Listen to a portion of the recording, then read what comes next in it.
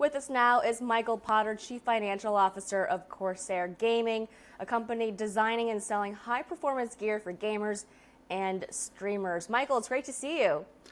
Great to meet you, Hope, and nice to see you as well. So it's been a pretty busy few months for Corsair, the company going public in September here, and revenue growing 52% in the year 2020 to $1.7 billion. So the demand has been so high that Corsair has at times faced some challenges to keep up. How has the hardcore gamer and streaming market developed over the past year? We know that people have been home. Maybe this demand comes from people playing games as a result of that. And how have you also capitalized on this? Corsair's been growing for a long time, so it's not unusual for us to have fairly high growth. In the past, this has been spurred by the release of some hot new game or hardware, like in 2018 with Fortnite, we had a big jump as well. With a lot more people spending time at home, they've had more time and not being able to go out, to spend a little bit more on gaming hardware. But really, if you look at the overall market, there's huge white space for us to grow into. So this isn't really a pull-in of demand from our existing user base. We believe we've captured a lot of new users, and we've maybe gained a couple of years of growth we would have gained anyways in 1 year. So it puts us in a good position. We have now a bigger base to grow off, and people who game and use good gear, they're not likely to stop just because they can go out and do a little bit more activities, as hopefully in the next few months the threat of COVID recedes a little bit with vaccines.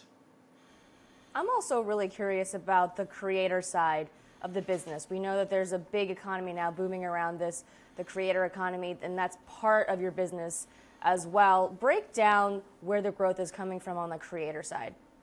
So a few years ago, we bought a company called Elgato, and Elgato actually is a perfect example of what we look for in M&A. A very great management team, understood the market very well, had great products, higher end, very easy to use, very good products that hit the space very well. If you're into streaming, most people know the Elgato brand name, but they didn't really have size and scale. They didn't have access to the manufacturing ability. They didn't have access to the distribution ability that Corsair has. And whenever they would work on a new product, it would take so much management attention that would detract from the existing product. So within the Corsair family, they've exploded in growth along with streaming. I think you just have to look at the stats for Twitch and YouTube and the number of channels out there, and you can see a huge growth in streaming. And there's a hidden part of the growth as well. And I use an example. So I have an 18-year-old daughter, and now one of her latest hobbies is some game called Blaseball, which I'm not 100% sure how it works, but she's really into Blaseball. So yesterday she recorded a fan video and uploaded it to the Blaseball forums that she participates in. And there's a lot of this going on. People are socializing using video and creating short videos of their life and sharing it with friends and family. And the more they do it, the better gear they want, and Elgato has the right gear for them. So on that note, when you look at the gaming space, you have the casual gamers and then you have the hardcore gamers. I mean, that's really where your sweet spot has been. If you're looking at the market as it evolves on the creator side as well, and let's talk about the gaming side, how much of that do you think of the overall gaming and the creator economy will shift over to the more hardcore users who will need very professional gear? So I think the statistics are around 18% of the gamers spend the most on gear. So most of the spending on gear comes from a fairly small amount of the actual gamers. We call those the committed gamers. And what's happened in the last year or so is a lot more people have been spending on gear. For example, not a lot of people understand just how big the gaming PC market is. It's about a $36 million TAM a couple of years ago.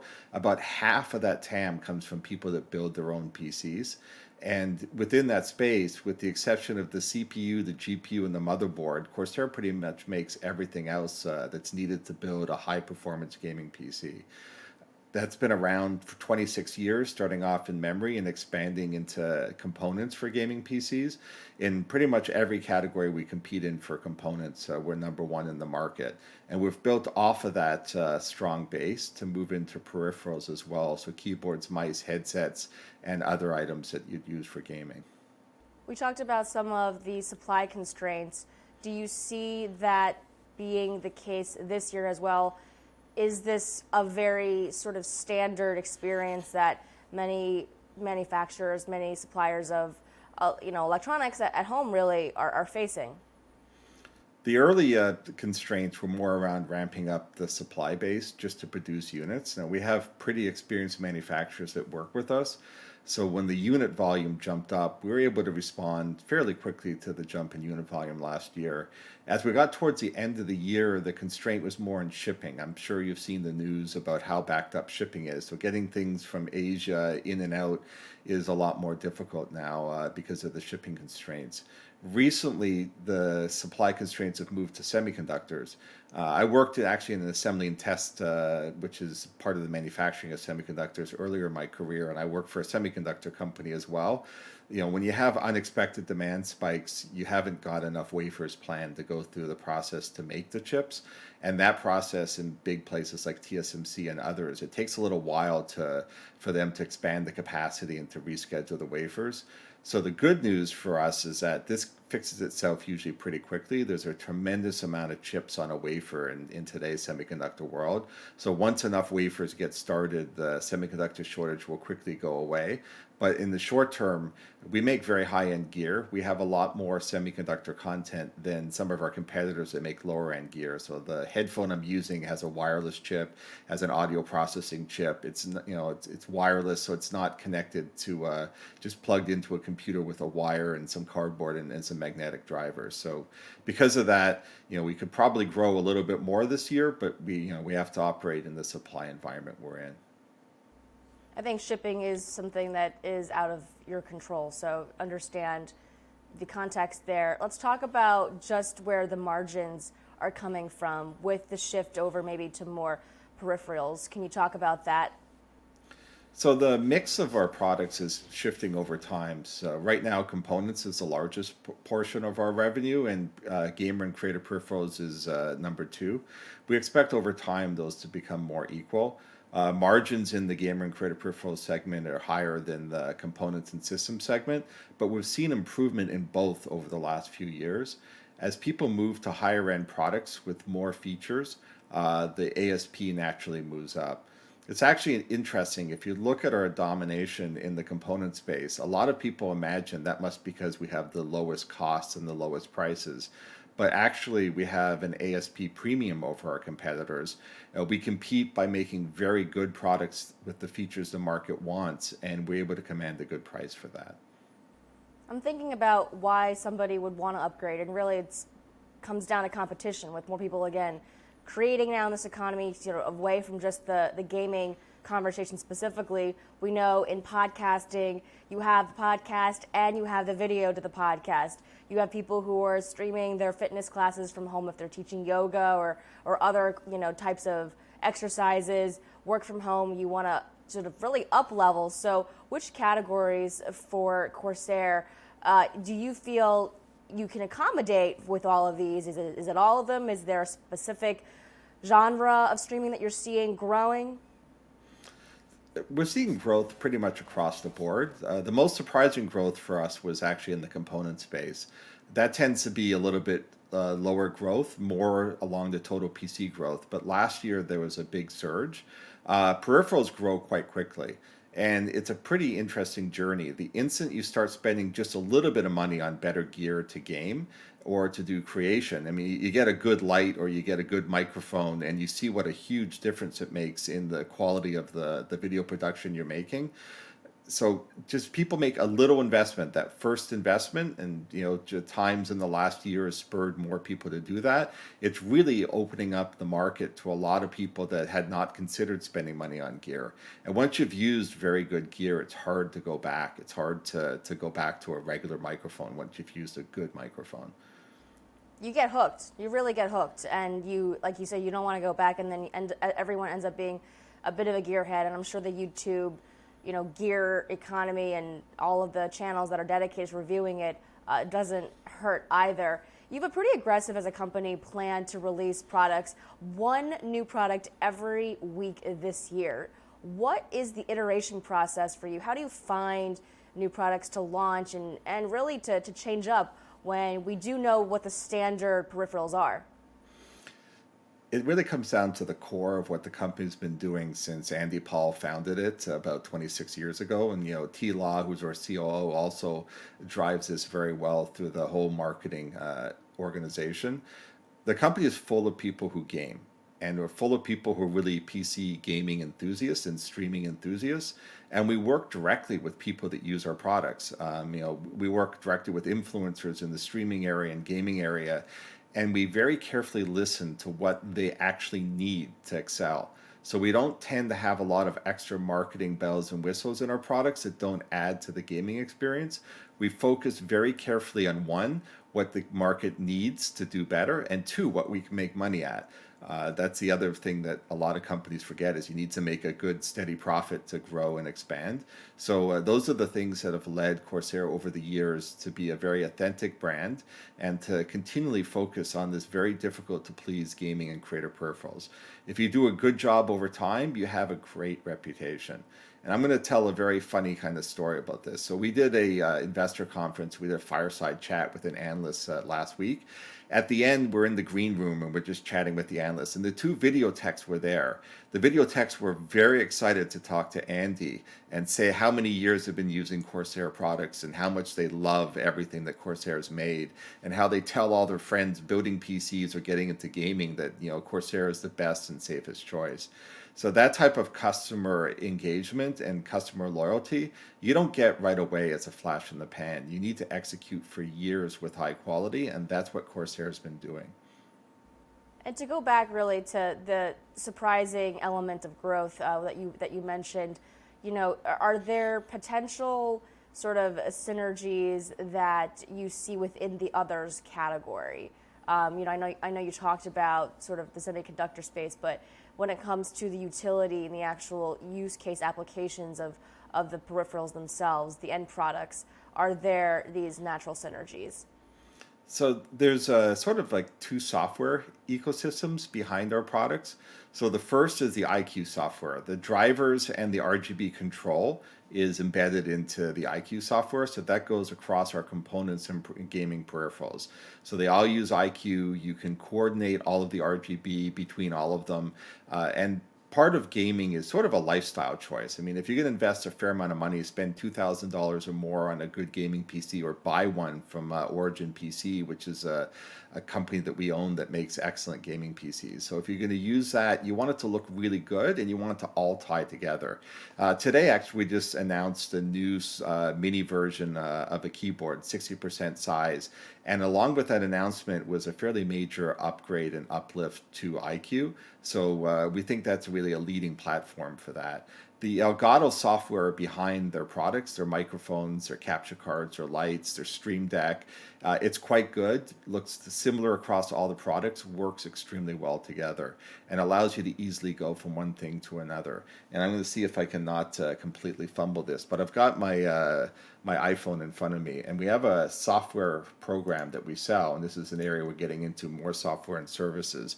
And I just turned on my Epoch Cam, which is an app that we own inside the iPhone, and it turns the iPhone into a video camera, to a webcam. And funny enough, a lot of people, and let's see if it goes back. Yeah, it did. A lot of people use a standard webcam plugged into a PC, but the sensor in a webcam is not anywhere near as good as an older iPhone or an older Android phone that's a couple of years old. So Epoch Cam is an Elgato product that lets you turn the phone into a camera. This is the type of product we try and come up with. Quite often a streamer, like a cooking streamer, maybe they want a down shot on what they're cooking. Or if it's a gaming stream and they're playing a board game or a card game and they want a down shot on the board or the cards. So we try and release products that let you easily integrate other cameras and use maybe a device, most people have in their drawer a 2 or 3 year old cell phone, and you can use that now and turn it into a camera. So Epoch Cam is an interesting product we acquired near the end of last year. That's fantastic. I mean, now you have multiple camera shots that you can toggle between if you're a creator. So I'm glad we double clicked into that and talked more about some of these use cases. On this topic of acquisition. You've already mentioned two companies that have been quite additive to your business. What has been and what is your ongoing acquisition strategy? So we also bought Scuff Gaming a little bit over a year ago as well. Scuff Gaming is a leader in controllers for both PlayStation and Xbox. They really had an innovative way of adding paddles to the back, which makes it much easier to use the controllers. And most of the very, very high-end professionals and people that compete seriously using consoles use that. And that's another example. Great management team, great product. You know, and in the Corsair family, we can certainly get behind them and push and expand the distribution and, you know, add more fuel to the fire with R&D. That's sort of the story of 2021. We're going to keep growing, and we said we're going to grow not just the first half of the year, you know, but the second half of the year as well. And that's a much harder comp because of the big surge that happened. We're going to grow profitably. Some of our competitors are saying they're growing, but their operating income or the EBITDA is coming down year over year. Ours is going up. M&A into companies like Scuff, like Origin, like Elgato, you know, that's the type of thing we're spending on. We've also recently been buying software and services companies. So we bought Gamer Sensei. That's the leading coach platform. A lot of people that are streaming or gaming want to get better. And sometimes individual help and coaching is a good way to do that. And that platform matches you with people that can do that.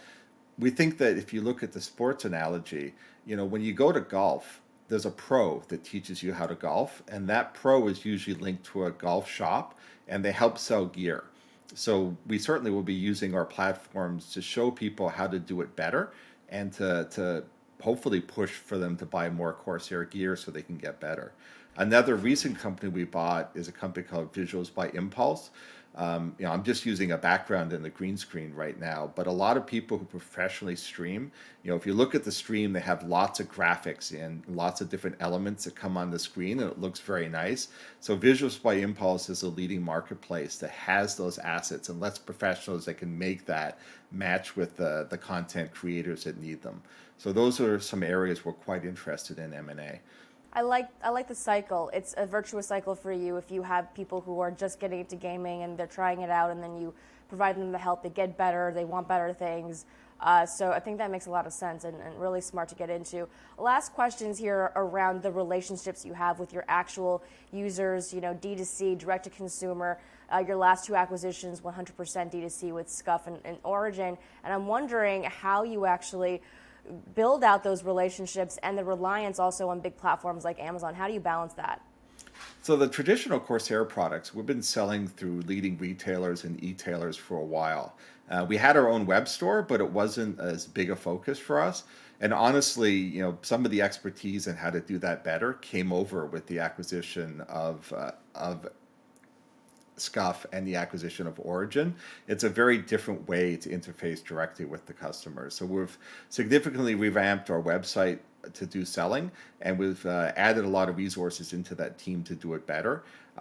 So we've had a big jump, actually. I mean, we've probably doubled the percentage within Corsair of what we sell from our own web store. But the percentage was so small that, you know, it's a big jump, but it's still fairly small. We're trying to grow overall to about 10% of our revenue. And we find that direct engagement with customers makes the experience a lot more sticky. So I think that it's something we're putting resources into. A combination of the software and services businesses we're buying, we're trying to link everything together as best as we can so that it makes it a very sticky experience where people buy Corsair gear and keep buying Corsair gear and keep visiting, you know, our websites to buy more. We're also doing a bunch of like boring, mundane stuff in the background. So as a CFO, I need to make sure that Andy and T and everybody has the fuel they need to make the investments in the future to do the M&A. So, you know, been paying down debt quite steadily before the IPO from some of the IPO money, and also today we've been buying down debt and got a nice S&P upgrade. And we got upgraded by S&P a couple of weeks ago, and we expect to keep strengthening the balance sheet. And I'm going to make sure that Andy has plenty of cash and plenty of capability to execute on whatever he needs to do to keep growing the business. That's amazing stuff, and it sounds like 2021 you're set up in many ways to do just that. Michael, thank you so much for spending some time with us here on Voices of Wall Street. Michael Potter is the Chief Financial Officer of Corsair Gaming. Thank you again. Thank you, Hope.